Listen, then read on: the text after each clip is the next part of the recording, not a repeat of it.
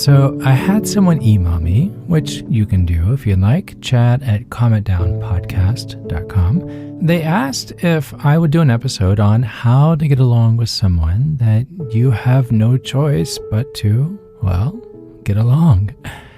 I have to say, sincere props to you. I won't mention your name, but that's incredibly selfless of you.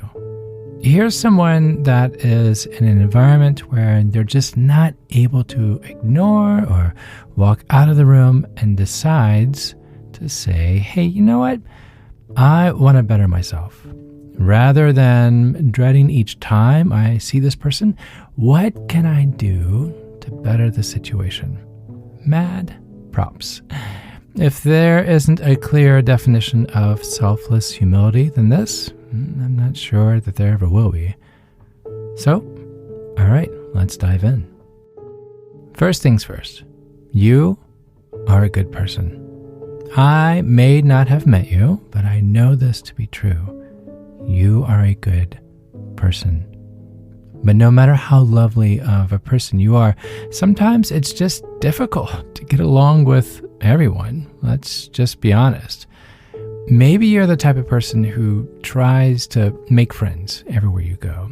Or maybe you're the opposite. You're introverted, you're shy, you prefer to spend time alone. I typically fall in that category. Either way, more than likely there's at least one person in this world who just irks you, annoys you, infuriates you even. Maybe you and this person have a history. It's hard not to be upset with someone who's directly hurt or abused you in the past. That requires the ancient practice of forgiveness, which I'll save that topic for another day. But sometimes it's not because of a long and painful history. You simply just can't stand this person. Every time you see them, you feel annoyed, you feel stressed, you feel like you just don't understand why they do the things they do. Perhaps it's the coworker that's constantly interrupting you, or that driver who cuts you off, the relative who is so judgmental of anyone who's different, or maybe it's your boss who seems to think it's his purpose in life to degrade you. Remember in The Lion King, Simba's deceitful uncle, Scar? Now, here's a cat, literally, that's a perfect example. His very first words in the film are, "Life's not fair, is it?" Seconds in, and you already are like, yeah, I don't like this guy. He's a bully, he's selfish, he's everything ick. Now, I don't know about you, but I hate not getting along with people. I do. I think I'm rather friendly, and whenever I come across someone who just rubs me the wrong way, it makes me uncomfortable because I want to like everybody. And I have a running joke. I'm so laid back, I walk with a cane. And it's true, I am. I mean, it's nearly impossible to annoy or aggravate me. You have to be really good at it. Unless you take that last cookie from my plate, but even then, I'm probably like, I didn't need it anyway. But even if you are an easygoing, kind-spirited person, it's easy to just simply feel frustrated or aggravated. So let's catch our breath and zoom out of this picture just a bit. This happens to the best of us. First things first, you are not a bad person. You're not a bad person for disliking or getting annoyed with someone. Let me say that again. You are not a bad person for disliking or getting annoyed with someone. It's okay not to get along with the entire world. But if you're anything like me, you want to be able to deal with these feelings so that you can, if nothing else, have a little bit more peace and serenity in your life. So how do we transform this rage, this annoyance? How do we turn it into empathy or compassion or maybe even, dare I say, love? I mean, in the end, that's what we're supposed to be about anyway, isn't it? Love. I'm Chad Lawson, and let's calm it down in 3, 2,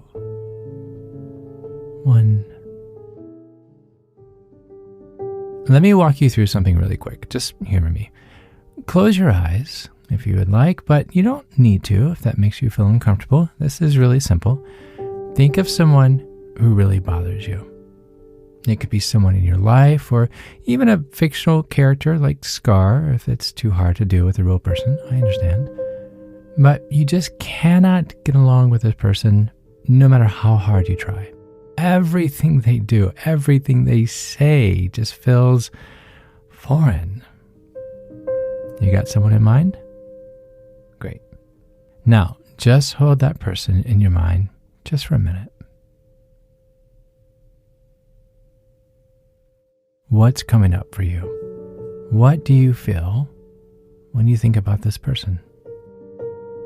It's okay. You can be honest. There's no need to sugarcoat it. Do you feel anger? Do you feel resentment? You can name your feelings. Or do you feel something even stronger, like hatred? It's okay. Remember, you're not a bad person. And we're all trying to work through this.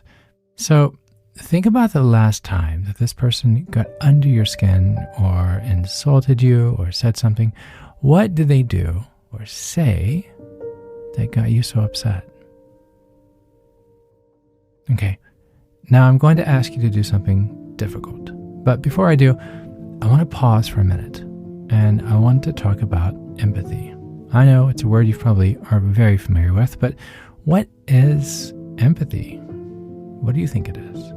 There are lots of different definitions and interpretations out there of what empathy is. Some people think empathy is about caring. Others say it's feeling connected to another person or agreeing with someone else's actions. But I think the simplest explanation of empathy is this: the ability to see the world through another person's eyes. Let that sink in just for a second. The ability to see the world through another person's eyes.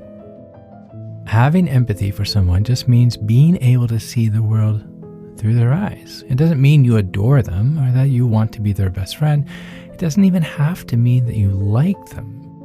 But here's the funny thing about empathy. When you start trying to see the world through someone else's eyes, when you really, really try to understand how this person sees things, what they're literally going through emotionally and physically, it becomes harder to maintain the same level of anger or hatred towards them. You start to say, oh, this person is a human being with thoughts and feelings and past traumas and suffering and dreams. This person has their own worldview that makes them think and behave the way that they do. Now, that doesn't mean I agree with their worldview, which is probably why they annoy me to begin with, but I can start to understand. I can try to see things how they see them and start to realize that if I saw the world that way, or if I had the experiences that they have had, I might behave like they do as well. Or maybe not. Maybe I'd still make totally different choices. But again, empathy is just about trying to see, trying to understand. Doesn't mean you have to like them. Doesn't mean you have to agree. But I can start to see the humanness in them. And I can remember that being a human is complicated. It's messy. You might not know this person very well, and I don't know them at all. But we can assume two things about them. Number one, that they've experienced suffering. And number two, that they want to be happy. Do you know how I know that? Because that's true about me. I sure want to be happy, and I'm guessing it's true about you too, because it's true for all of us, isn't it? I mean, all of us suffer sometimes, no matter how different our lives are, and all of us wish to get rid of that suffering. And, you know, at the end of the day, just be happy. That's just being human. So that's going to add to my empathy as well. I can always start there by trying to understand that this person suffers and they want to be happy. And then try to fill in the rest, the in-betweens.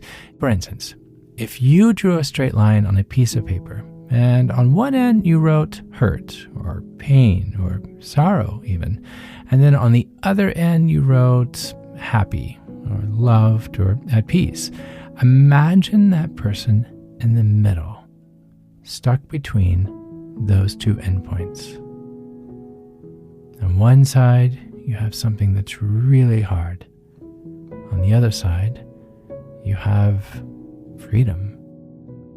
Imagine being stuck right in the middle of that, trying to figure out how to go from one side of that line to the other. We all have our own struggles of getting from one place to the other. Okay, I didn't forget about our little exercise, so let's go back to that. Now, bring that person who annoys you back to the forefront of your mind. Great. I'd like for you to ask yourself these questions. Are you ready? In what ways is this person expressing their suffering? Oof. In what ways, no matter how misguided, are they trying to achieve happiness? I'm going to repeat those two one more time. All right? In what ways is the person expressing their suffering? And then in what ways, no matter how misguided, how left field do you think it is, how are they trying to be happy?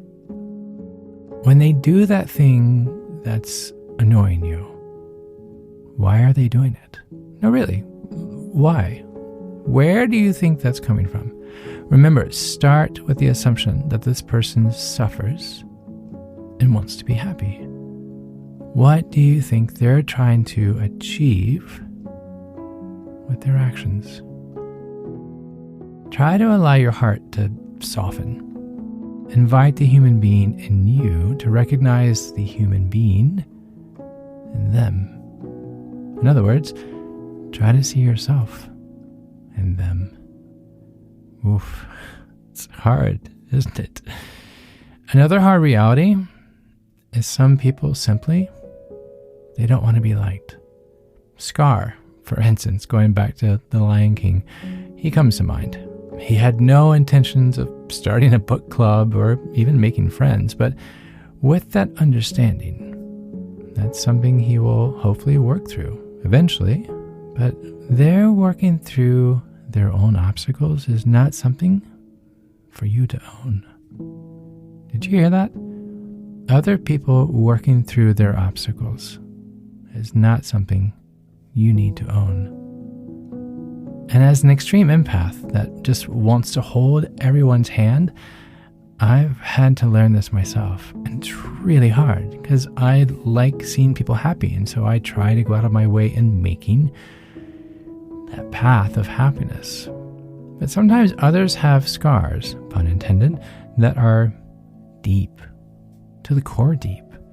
And while they may annoy the dickens out of you, you're taking a step back is actually an act of empathy. Did you hear that? You're taking a step back is sometimes an act of empathy. A sign of saying, hey, I'm not walking away, I'm just giving you some space. When the time comes, hopefully, but not always, they'll take a step forward in connecting with you. But giving someone some much needed space is just as important as giving them a hug. Flowers bloom in different seasons, as do the hearts of everyone.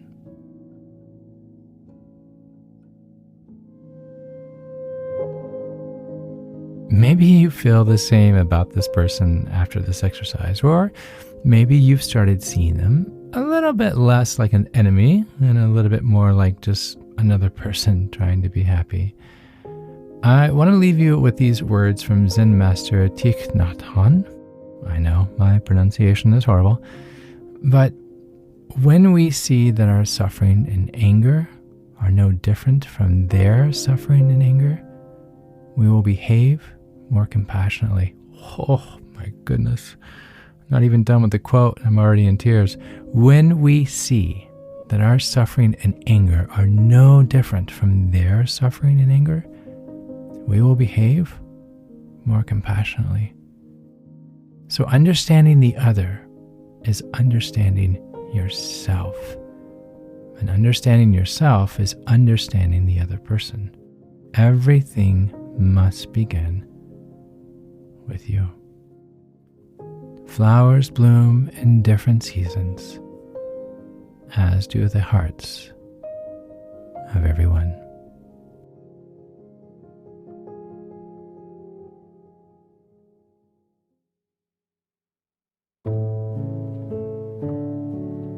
To find more episodes of Calm It Down, hear the musical playlist from today's episode, or simply wanting to know where to send chocolate chip cookies, visit calmitdownpodcast.com. You'll even find additional resources for emotional support, including our online community and our Facebook page. You're not alone. You are not alone. This podcast was written and produced by yours truly, Chad Lawson, composer, pianist, and nationally recognized Sweet Tooth. And now something my attorney wants me to say. The views, expressions, and techniques in this episode are of my personal opinion and is not intended to, nor should they serve as a substitute for medical advice or diagnosis rendered to you by your individual doctor or other healthcare provider. Only a licensed physician should evaluate your situation, provide a diagnosis, or render other medical advice to you, and you should only act upon the advice of such physician. Now, what I'd like to say.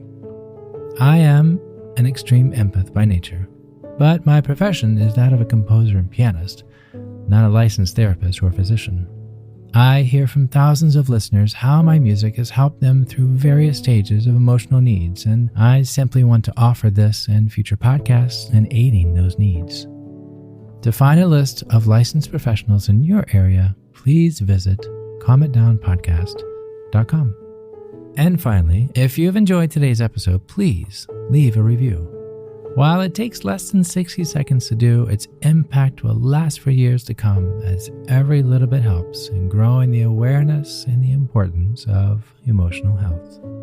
I'm Chad Lawson, and until next time, be kind to your mind, and join me next week as we calm it down.